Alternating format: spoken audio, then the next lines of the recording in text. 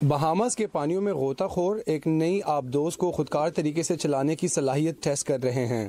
Titan نامی اس آبدوز کا یہ امتحان کامیاب ہو گیا تو آئندہ سال اس کی مدد سے 5 غوطہ خوروں کی ایک ٹیم سمندر کی گہرائی میں اترے گی۔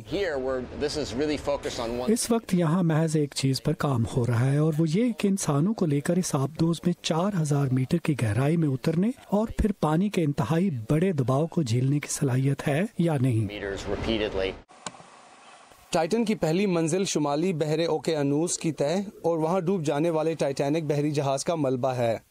تحقیق کاروں کو امید ہے کہ ٹائٹن سمندر کی زمین کا جائزہ لے کر ڈوبنے والے جہاز کا ایک 3D ماڈل بنا سکے گی اور اس جگہ پر بسنے والی زندگی کی معلومات کو محفوظ کر سکے گی۔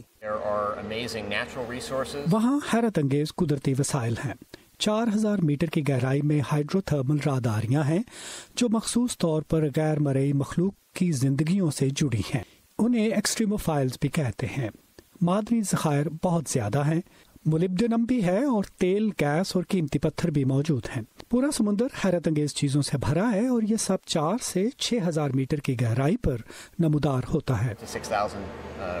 اس قسم کی گہرائی میں پہنچنے کے لیے ٹائٹن کی صلاحیت کا انحصار کاربن فائبر کی اس میں موجودگی پر ہے۔ تاکہ ہمیں لڑکھڑانے اور ادھر ادھر چلے جانے کی فکر نہ رہے، ایک سے دوسری جگہ پر وزن کا تناسب نہ بدلنا پڑے اور جھکاؤ کی فکر نہ ہو۔ دراصل یہ سب یکساں طور پر دباؤ کے بارے میں ہے۔ کاربن فائبر کو انتہائی مضبوط بنانا ہوگا اور یہی اسے ہلنے سے بچائے گا، اس لیے مخصوص قسم کا سخت ڈیزائن تشکیل دیا جا رہا ہے۔ اس آبدوز کے ایک اور ورژن پر پہلے ہی کام شروع ہو گیا ہے تاکہ 6000 میٹر کی گہرائی میں پہنچا جا سکے، اور ایسا کرنے سے سمندر کی زمین کا 98% حصہ دریافت ہو جائے گا۔ جولی ٹابو کے ساتھ عمران جدون، اردو VOA۔